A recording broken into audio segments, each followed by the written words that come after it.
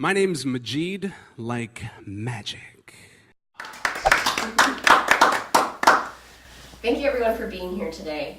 This topic is very important and dear to my heart, and something that I've been working to improve for quite some time. Today's topic is redefining wealth. And the way that I want to do that is by showing you guys what isn't working about the mainstream models of wealth, and by giving you a new example of what 3 pillars I believe are engaged in redefining wealth in the new age. Those 3 things for me are health, independence, and community. So let me set a picture for you. When I was growing up, I was raised in a conjoined family. My mom, my dad, my aunt, and my uncle all raised me. They decided to live together when they moved to Canada, and the primary wealth holders in my family were my dad and my uncle. They were also the primary breadwinners. They would manage our financial strategy as a family, and my mother and my aunt would work full-time, but they wouldn't be part of those larger conversations all the time. So what I saw growing up was that men managed money. Then, 7 years ago, my uncle tragically passed away through a very sudden death, and our family was left in chaos. Us kids, we didn't know how to manage money. We didn't know how to talk about money. It left our family in shambles. And so it was my wake-up call. I had to take control of my financial future and of the wealth that I wanted to make in the future. And so I began my slow journey of doing so. So this narrative was reiterated to me in the mainstream. One of my favorite movies growing up was The First Wives Club. Generally the audiences like that show, like that movie. Morty was Bette Midler's husband. And when they divorced, Bette Midler was left in shambles. She had nothing left to her life, and it completely rocked her. And there's countless examples of this in films over time, even to this day, of women who are married to high net wealth holders who, when they're left, have nothing left. We have to change this narrative. I realized that when I started working on Dream Girl, my documentary film about female entrepreneurs that premiered at the White House. There's 2 examples of high net worth women in there who I look to over and over again. Joanne Wilson is an angel investor from New York who is a billionaire, lives a full life, happy kids, very invested relationship with her husband, and so much more. And Suzanne West, who raised $300 million for her company and lives a very full and happy life without your Quaaludes-induced drug fixes, as we saw in Wolf of Wall Street. And so I started to think, how do I bring more of this to the mainstream outside of this documentary? And that's what's brought me here today. So the 3 things I want to change that I used to believe about wealth was that wealth was attained through endless amounts of hard work, and that it took an entire sacrifice of your health and well-being. That high wealth came through addictions and substance abuse, and that if you were a woman in a high net worth and had a high net worth, you had to sacrifice a lot of your life and couldn't have a whole and full and authentic life. I think that's all bullshit, and here's why. So my first pillar to redefining wealth is independence, specifically financial independence. So for me growing up, as I mentioned, I was born in an immigrant family. My dad actually wouldn't let me work. He thought, I didn't move all the way from India to Canada for you to try and work a part-time job and not focus on your education. But I secretly got a job at the local hockey arena in the concession stand so that I could make enough money to go on a Europe trip with my high school friends. Little did I realize that, maybe my parents would find out quickly because my brother played hockey. So a couple weeks into the job, my mom saw me at the concession stand and realized that I was working there. And they appreciated my attempts at, working hard, really trying to make something of myself, so they let me work. And my last shift before the trip to Europe, my dad picked me up and he said, you have to quit this job. Again, I didn't move here for you to waste your education. You have to focus on school. The thing was, I was really good at school. So I finished my homework really early. I graduated as valedictorian. It was second nature to me. So all that extra time, I decided to reinvest in philanthropy and charities.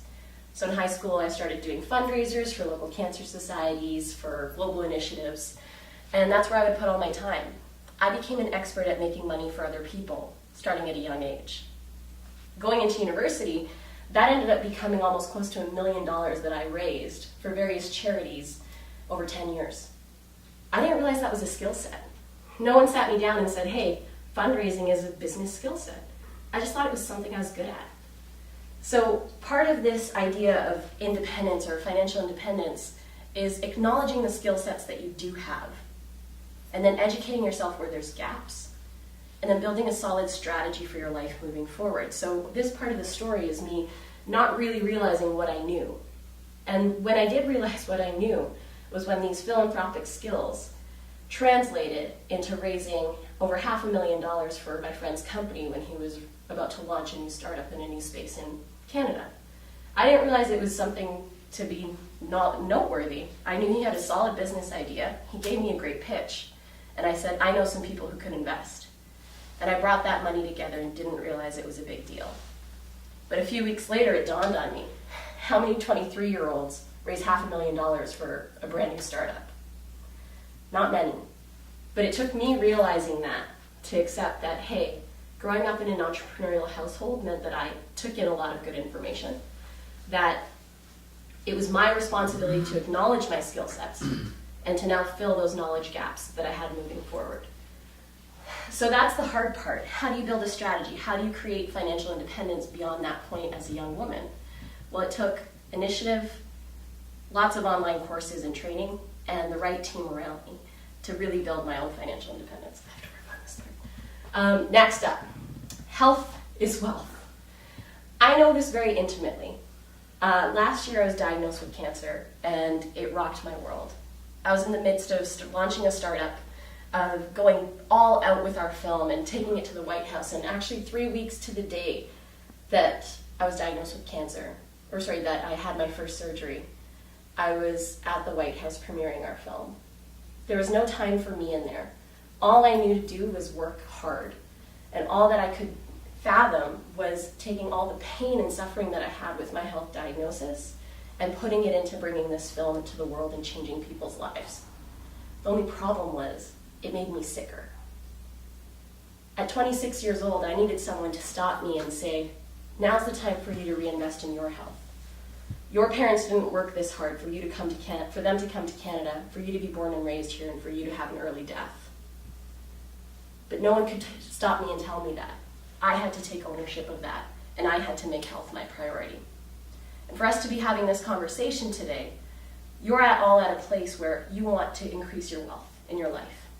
But the only way that wealth is valuable is if you have your health. Not these drug-induced moments, not this numbing through food, not this constant stress in your life.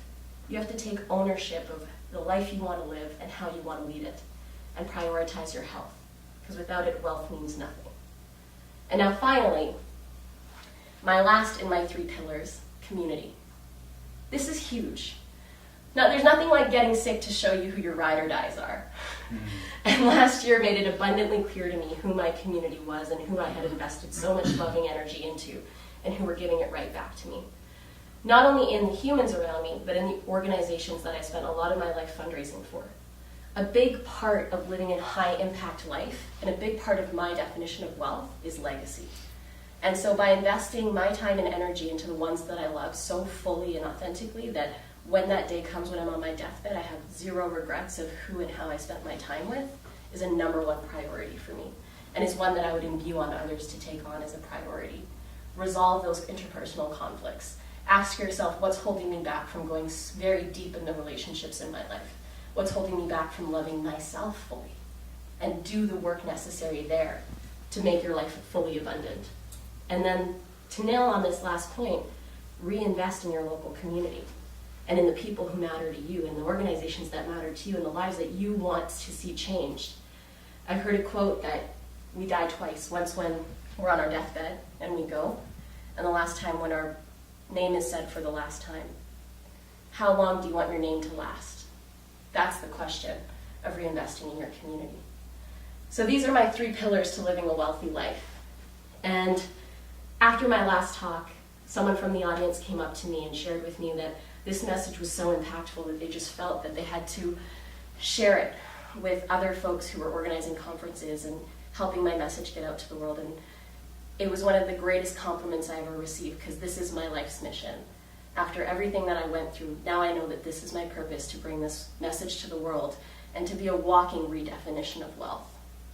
We need more positive role models of wealth holders in the world, specifically female wealth holders.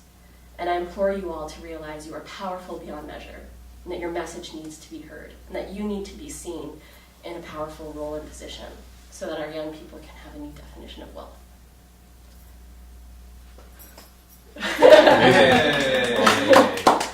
My name's Majid like magic.